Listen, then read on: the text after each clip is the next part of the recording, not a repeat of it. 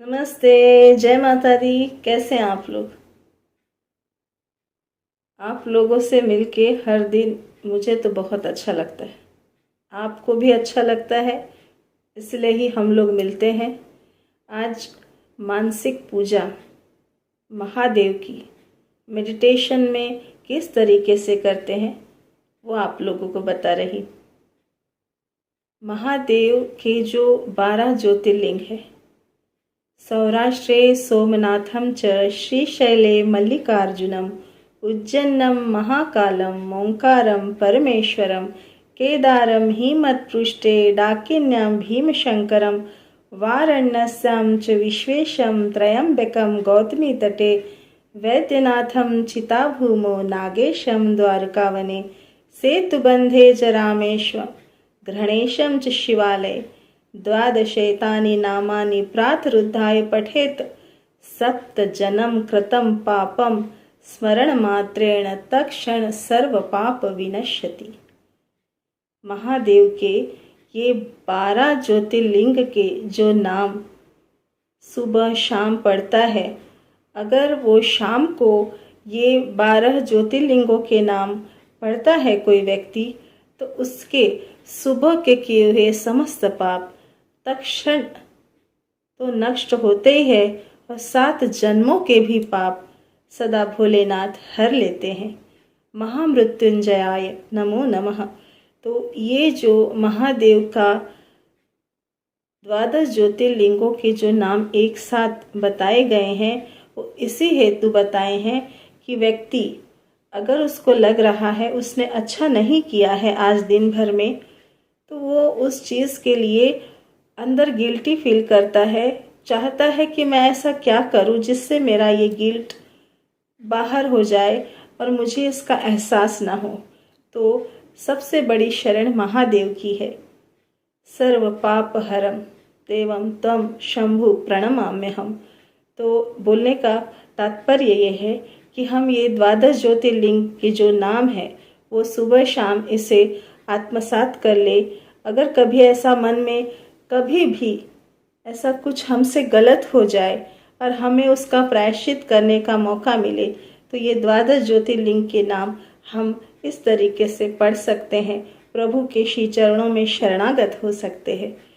आज मैं आपको मानसिक पूजा महादेव जो उज्जैन में महाकाल के स्वरूप में विराजित है, आज एकमात्र अपने 12 ज्योतिर्लिंग में सबसे बड़ा महत्व है महाकाल का। उनका मानसिक पूजन किस तरीके से किया जाए। दोस्तों, कभी भी अगर मेडिटेशन अपने को करना है, अगर कोई एक वस्तु को हम नियमित देखें तो हमारे आँखों में जो रेटिना है उसकी छाप हमारे आँखों में पड़ती है। तो मैं आप सभी से जो भी मेडिटेशन करना चाहते हैं, अगर महाकाल के ज्योतिर्लिंग का वो नित्य दर्शन करें, नित्य, तो हमारे आज्ञा चक्र में उसकी छवि निश्चित तौर पे रहेगी। मानसिक पूजन जब हम करते हैं तो हम अपने हृदय में उनको स्थान देते हैं।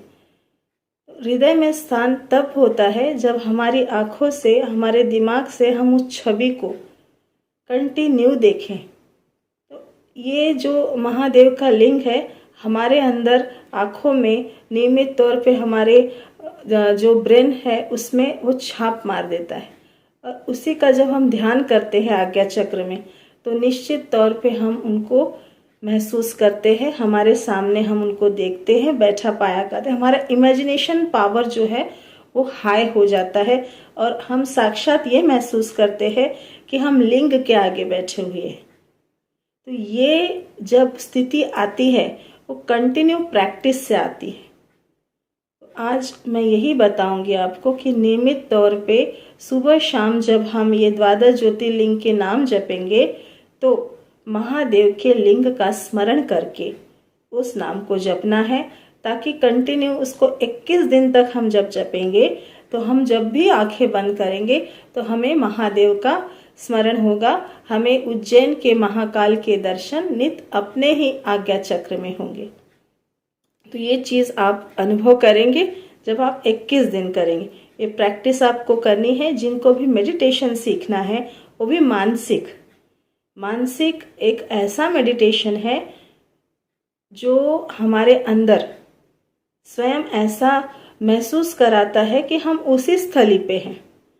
हम बाहरी तौर पे जो चीज़ सामग्री हम नहीं एकत्रित कर पाते, जो हमें करना चाहिए, कभी कभी कुछ हमें उन चीज़ों का अभाव हो जाता है तो हम नहीं ले पाते हैं। तो मन से हम अपने ईश्वर का जो भी हमें उनसे श्रृंगार पूजा करना है, उनसे षोडोपचार पूजन करना है, हम मानसिक तौर पे कर सकते हैं।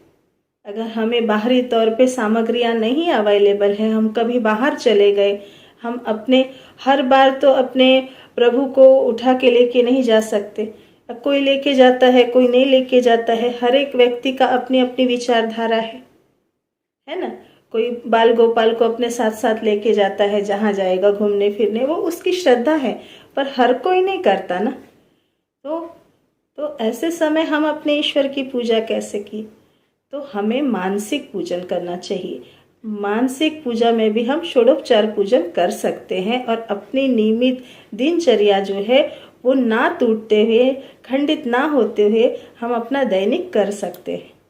मैं उन लोगों के लिए आज मानसिक पूजन बता रही हूँ जो प्रभु से आंतरिक जुड़े हुए हैं और अपना जो एक लेवल है और हाई लेके जाना चाहते हैं, जो अपने अंदर की जो भावनाएं हैं वो प्रभु के साथ में हमेशा ही जुड़े रहने से हमें अपने प्रभु से दूर रहने का एहसास नहीं होता।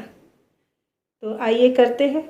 सबसे पहले तो हमें 21 दिन तक शिवलिंग का दर्शन इस तरीके से करना है कि हम जब भी अपनी आँखों को बंद करें, हमें महादेव के वो उस महाकाल के दर्शन हो।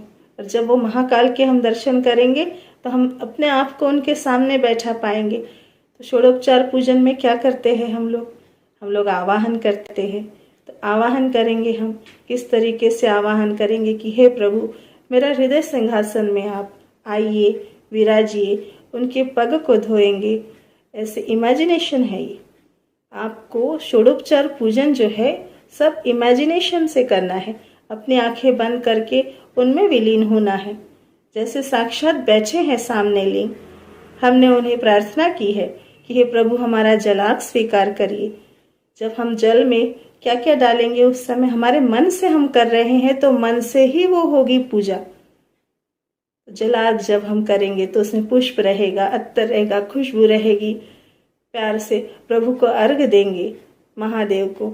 साथ में माता पार्वती को बुलाएंगे, श्री गणेश, कार्तिकेय, अशोक सुंदरी, नंदी और माँ पार्वती के साथ हे महादेव, मेरे हृदय में विराजिए।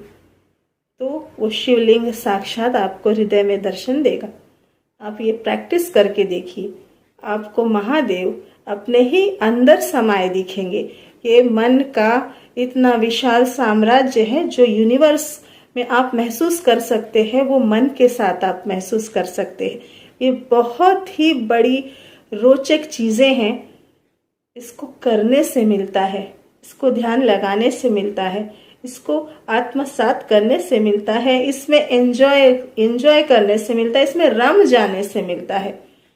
ये जो मानसिक पूजा है, वो जब हम बैठते हैं, हम पद्मासन में बैठे, सुखासन में बैठे, जिस समय आपको जो व्यवस्था लग रही है वैसे आप बैठे। जिनको नीचे बैठना नहीं होता ना बैठे नीचे, अपने चेयर पे लगाए मन अपने ईश्वर की तरफ। खास तौर पे आज के दौर पे जो वृद्धावस्था में पहुंचे हैं, उनके हाथ पैर काम नहीं करते, उन्होंने मानसिक पूजा ही करना चाहिए।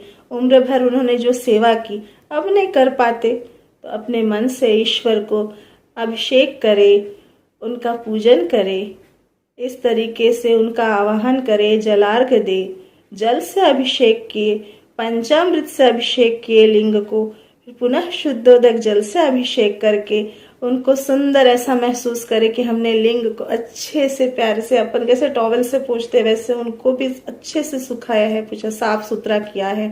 फिर बाद में उन्हें सुंदर अपने हाथों से अत्तरों से लेप दिया है, बढ़िया सुगंधित परफ्यूम मार दिया है उनको, बहुत सुंदर सा, जितना आप प्यार कर सकते हो उन्हें।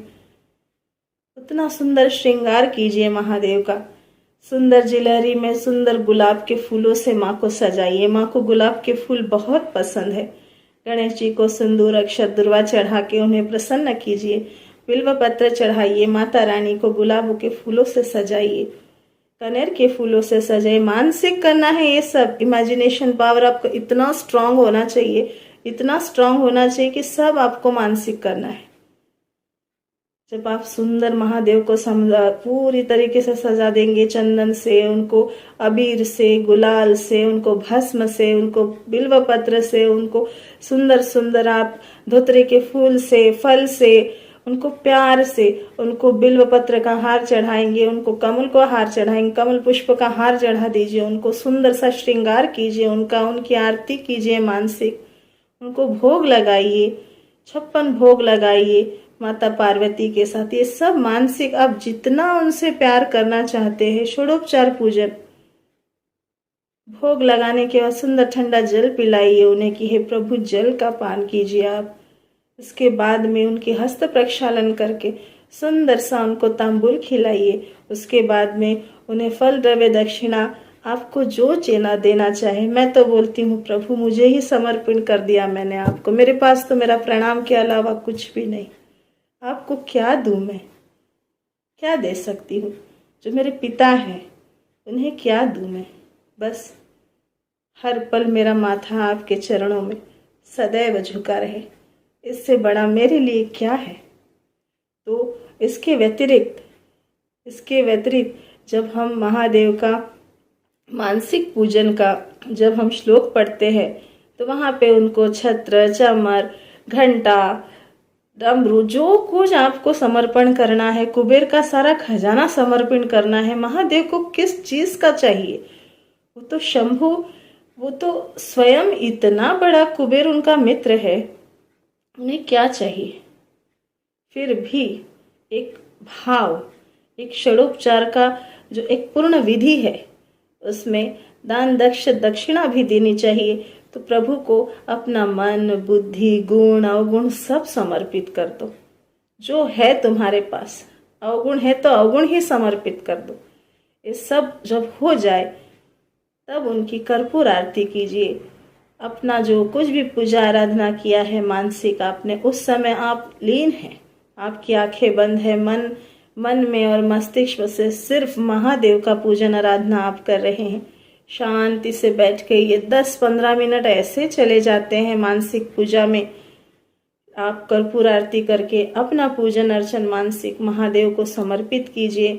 देखिए ये नियमित तौर पे कीजिए, अलग सी शांति, सारी दुनियादारी ही भूल जाता है इंसान।